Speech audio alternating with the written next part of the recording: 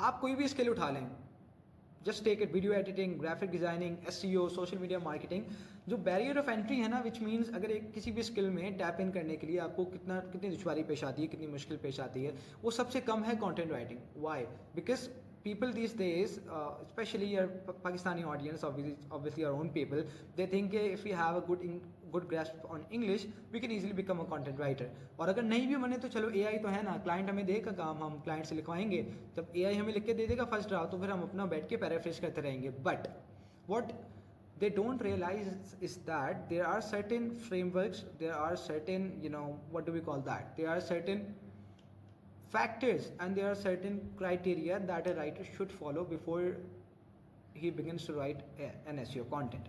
आपके सामने जो बैठा हुआ है, जिस क्लाइंट को आप अपना आर्टिकल देंगे, अगर आप 100% चैट जीपीटी को ही फ्रेज करके दे देंगे, तो वो भी मोस्ट ऑफ द टाइम आपको जो क्लाइंट मिलेंगे वो एडिटर होते हैं, they are on huge websites, और वहाँ पर उनका काम होता है कंटेंट को एडिट करना, विच मीन्स अगर वो एडिटर हैं तो पहले वो कंटेंट राइटर भी रह चुके हैं, तो उनको 2 मिनट लगने हैं ये पकड़ने में कि आपने आर्टिकल AI से लिखा है, या फिर बहुत सारी अगर उसमें जो एक मैं आपको क्राइटेरिया बताने वाला हूँ वो उसको फॉलो करता है कि नहीं। So there are certain mistakes that you should avoid while writing SEO content, and this video is all about that. इसमें हम सारी mistakes I try to go through, सारी तो नहीं बट ऑब्वियसली जो मोस्ट पेन क्रैकिंग मिस्टेक्स हैं जो किसी ज़माने में मैंने भी करी थी, and I see most of the writers doing them today as well. So उस पर हम बात करेंगे। सो now let me get back to my screen, और फिर आपको इंशाल्लाह स्क्रीन पे मैं शो कराऊंगा। Now let's start with the number 1 SEO mistake that writers, even beginners and professionals make, and how you can avoid them.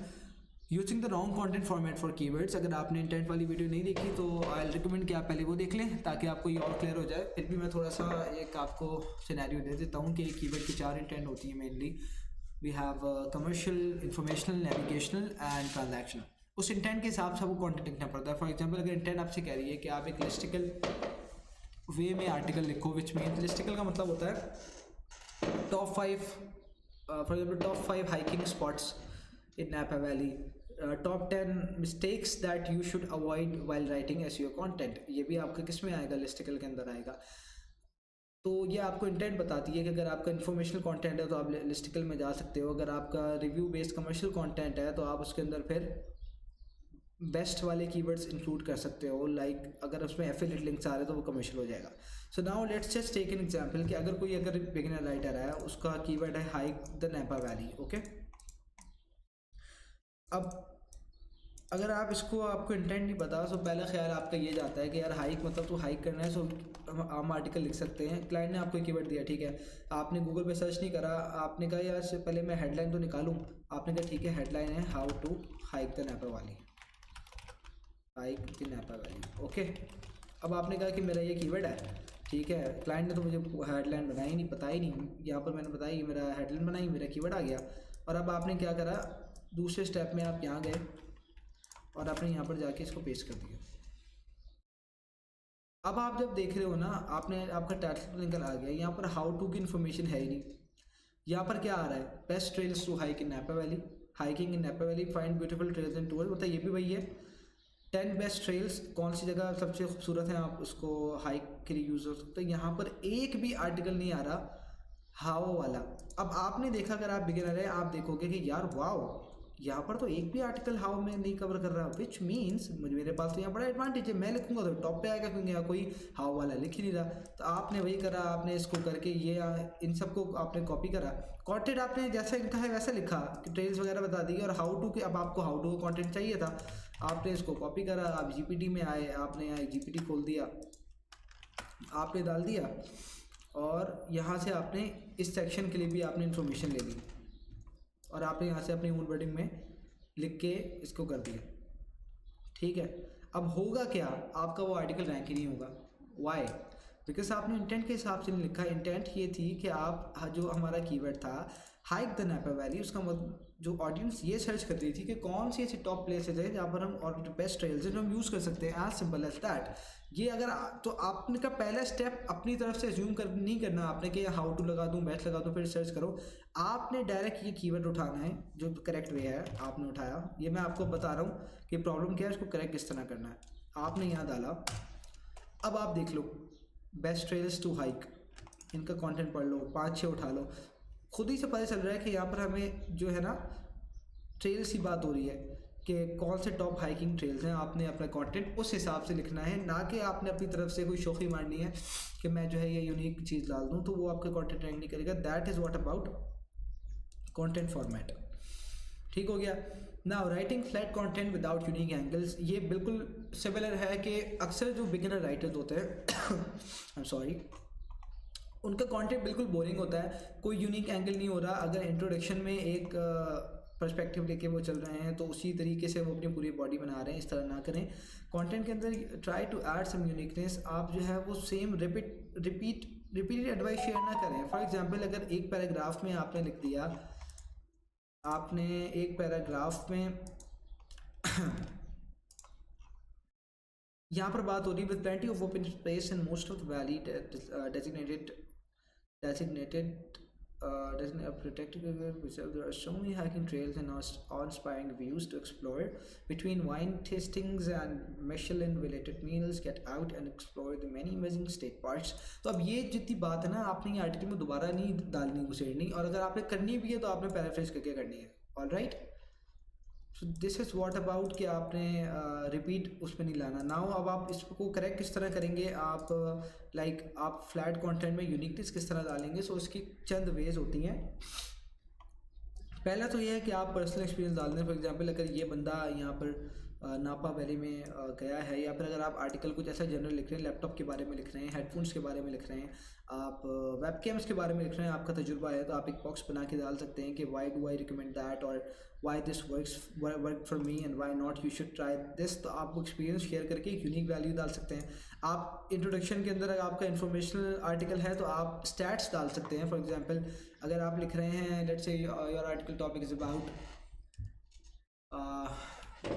why do digital marketing agencies fail at inbound strategy। अगर आप इसमें article लिख रहे हैं तो आप start अपने stat से कर सकते हैं कि according to this source 76% of the agencies don't focus on inbound marketing. तो आप इस तरह स्टैट्स की तरह जरिए हुक कर सकते हैं। ठीक है, अब विद इन द कंटेंट उसको इंगेजिंग बनाने के लिए आप ट्रांजिशनल कीवर्ड यूज़ कर सकते हैं। ट्रांजिशनल कीवर्ड नहीं, सॉरी, ट्रांजिशनल वर्ड्स। वो कैसे होते हैं? Further more, more over, first of all, lastly, secondly, in my I think so that's all it's about. remember we talked about this। तो ये वो कीवर्ड्स होते हैं जो आप बीच में ट्रांजिशनल होते हैं, आप डालते हैं आप सेंटेंस टू सेंटेंस या पैराग्राफ टू पैराग्राफ कनेक्ट करने के लिए। अक्सर क्या होता है, हम एक पैराग्राफ लिख देते हैं, अब हम कहते हैं यार अब हम आगे किस तरह कनेक्ट करें, तो आप ये यूज़ कर सकते हैं। फॉर एग्जांपल, मैंने इंट्रोडक्शन लिखा ये हाइकिंग के बारे में, तो अगला मैं स्टार्ट कर सकता हूँ paragraph, more over it is also proved, या फिर इस तरीके से आप फिर आगे जाके बता सकते हैं। So that's how you make your content engaging. कहाँ गया वो वाला? यस, एक मिनट, ये रहा, ठीक हो गया।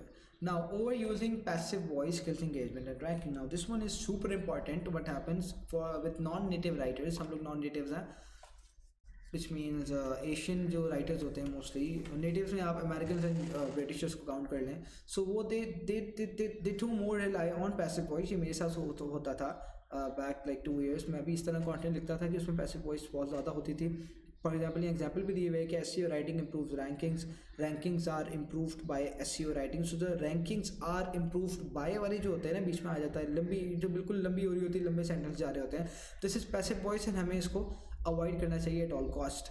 एक्टिव वॉइस का फ़ायदा ये है कि उससे आपकी जो first of all word count काबू में रहता है, आपका सेंटेंस क्रिप्स और पंची होता है, और आपका ऑडियंस जो है वो आप लूज़ नहीं करते। तो ये आपने मेक श्योर करना है। ऐसा आप किस तरह मेक श्योर कर सकते हो? There is a website called Hemingway Editor। मैं यूज़ नहीं करता, होना यहाँ पर अभी शो हो रहा होता। यहाँ पर अपने जाकर आपने अपना कंटेंट, लेट्स से ये है कंटेंट है, आपने यहाँ पर पेश कर देना। ठीक है, आपने यहाँ पेश कर दिया। अब यहाँ पर जो पैसिव वॉइस वाले सेंटेंसेस है ना, वो आ रहे होते हैं, as far as I remember यहाँ पर आते थे। अच्छा जी, अच्छा आई डोंट नो व्हाई अभी आ नहीं रही है, but back in the days there was a column that depicted के पैसिव वॉइस कहाँ है कहाँ नहीं है। एनी हाउ अगर आप इसको रिमूव करना चाह रहे हैं तो फिर again a great method is using chat GPT. अपना कंटेंट आप डालें। अच्छा, this is not you know this is not you being writing content with AI, आप फॉर्मेटिकली यूज़ कर सकते हैं। अब आपने क्या प्रॉम्प्ट दिया,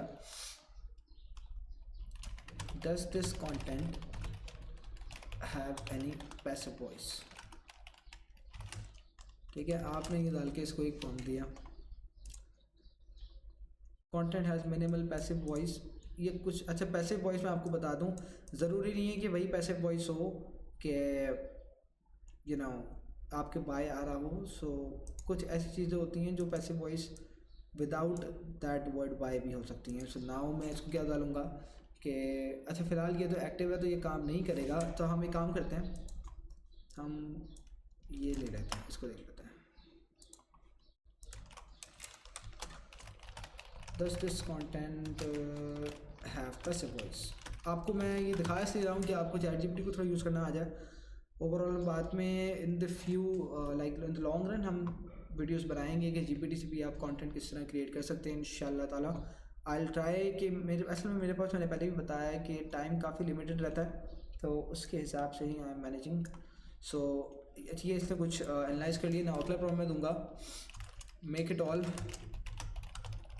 इनएक्टिव वॉइस, यहाँ तक डाल दिया। आप जो आगे लाइन लिखनी है ना, वो मेक श्योर कि आप वो लाइन लिखो ना, जीपीटी आपका कंटेंट जो है ना वो चेंज कर देगा। आप लिखोगे without changing my original tone and sentence structure. अब आपका वो सब सेम रहेगा और आपका कंटेंट जो है वो एक्टिव वॉइस में कन्वर्ट हो जाएगा। तो that's how simple you do it. अब तो इतना आसान हो गया आपके लिखना, बट मेक श्योर कि आप अगेन ये बिल्कुल ही ये वाला जो है ना लाइन, ये आप डालते हैं without changing. Okay, not writing skimmable content for busy readers, मैं इन दोनों को साथ लेके चलूँगा। Not structuring paragraphs for mobile readers. Now what happens is that आप कंटेंट अपनी अपनी पे लिख देते हो कि यार अब मैं लिखता हूँ 4 लाइन्स का पैराग्राफ और 5 लाइन्स के पैराग्राफ और लंबे लंबे सेंटेंसेस हो रहे हैं और आप करके वो ब्यूटीफुल H1 H2 करके देते हो ना। What happens is that, sorry, जो ह्यूमन साइकोलॉजी है, we as humans do not read content line by line. आप खुद देख लो, अगर आप कोई भी आर्टिकल आप रीड कर रहे हो कितनी दफ़ा होता है, unless you are doing research. अगर आप एज एन ऑडियंस आप ऐसे पढ़ोगे these days you can pick up a very cable was, अच्छा ठीक है, वेदर फुल सारी क्लासिक क्लैम शेल, आप ऐसे नहीं पढ़ोगे, आप स्किम करोगे। स्किम का मतलब होता है आप जस्ट स्क्रॉल करोगे एंड हर एक सेक्शन से कुछ ना कुछ पढ़ोगे। फॉर एग्जाम्पल मैं यहाँ करा तो मेरे पर नज़र पड़ी आर टॉप टेस्टेड पिक्स, अच्छा ठीक है यहाँ पर ये बात हो रही है। मैं फिर नीचे आया, अच्छा यहाँ प्रोज एंड कॉन्स मैंने नहीं पढ़े, मैंने हेडिंग पढ़ ली, बात हो रही है, वाई भी पिक की बात हो रही है, ओके ये बटन्स आ गए, आप स्किम करते हो। सो आपको कंटेंट ऐसे बनाना है कि वो स्किमेबल हो। अगर अब यहीं पर यहाँ पर एक पैराग्राफ स्टार्ट हुआ होता, ये वाला जो है ये वाला यही पैराग्राफ यूँ इतना लंबा यहाँ तक आ रहा होता तो मुझे कितना टाइम लगता है नीचे जाने में, तो मैं क्या करता मैं बैक चला जाता, नहीं यार ये तो समझ ही नहीं आ रहा। तो that's how you have to structure your content. कोशिश करें आपकी कंटेंट मैक्स 3 लाइनों से ज़्यादा पैराग्राफ आपका बिल्कुल भी नहीं होनी चाहिए, पहली बात। अनलेस आपको क्लाइंट खुद कहे कि यार 5 लाइनों करो, मेरी रिक्वायरमेंट है, आपने खुद से अगर वो नहीं कह रहा 3 लाइनों से ज़्यादा नहीं करना। एंड मेक श्योर आपके सेंटेंसेस जो हैं वो क्रिस्प हों, लंबे लंबे सेंटेंस नहीं हों। यहाँ पर वही पैसिव वॉइस वाली बात आ गई। एंड इसको मैं लिंक करते हुए चलूँ, आपके मोबाइल से आप आर्टिकल तो लिख लेते हैं अपने पीसी पर आपको ये पता होना चाहिए कि वो मोस्टली जो 70% जो पढ़ा जाएगा ना वो आपका मोबाइल पर पढ़ा जाएगा। सो मेक श्योर कि उस हिसाब से वो ऑप्टिमाइज हो। Okay, number 7, using generic conclusion sections. Now what happens is that आप एक दो आर्टिकल में आप जो एक कंक्लूजन लिखते हो, आप कंक्लूजन की हेडिंग लगाते हो। कंक्लूजन कुछ लोग लगाते हैं, कुछ लोग लगाते हैं बॉटम लाइन, कुछ लोग लगाते हैं रैपिंग अप। देखा, मुझे ये सब पता है because I have use that, I know most of the writers use this. What happens is that अब आप लिखते हो यहाँ पर इन कंक्लूजन, हमने ये बात करी, okay, in this article we talked about this and this, so that's all about XYZ जो आपने बात करी।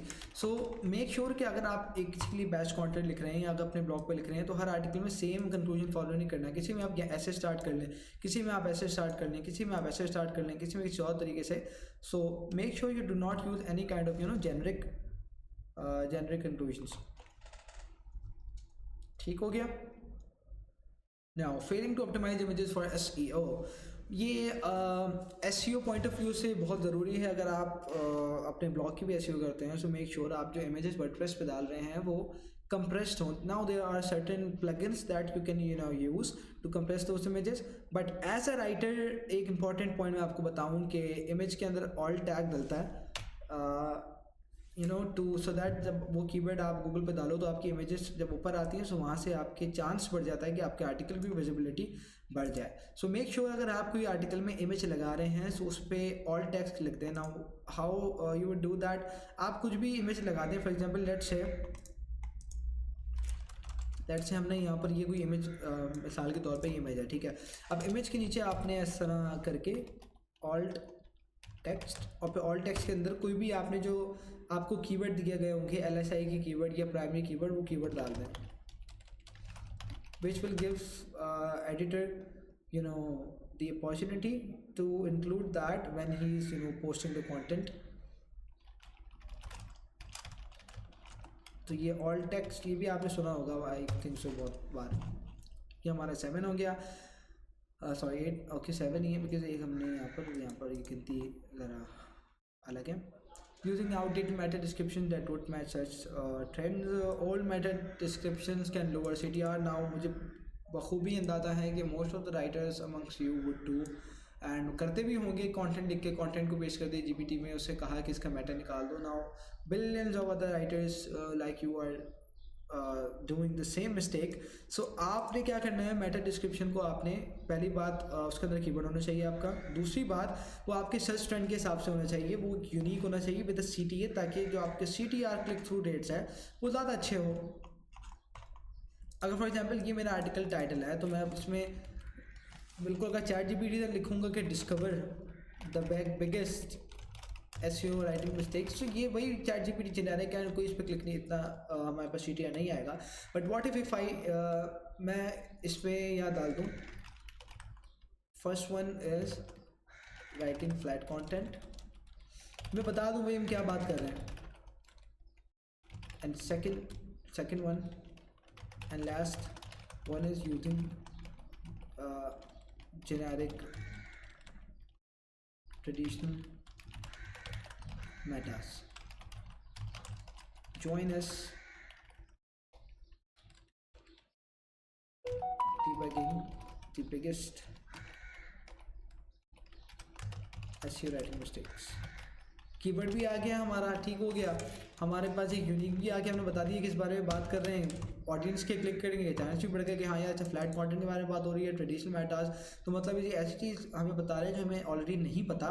सो विच मीन्स हमारे पास और भी हम चीज़ हमें जानने को मिलेगा। So that's about using outdated meta descriptions. So yeah that's all about it. I hope कि आपने इसमें से काफ़ी लर्न किया होगा, आपको इसमें से काफ़ी समझ आया होगा।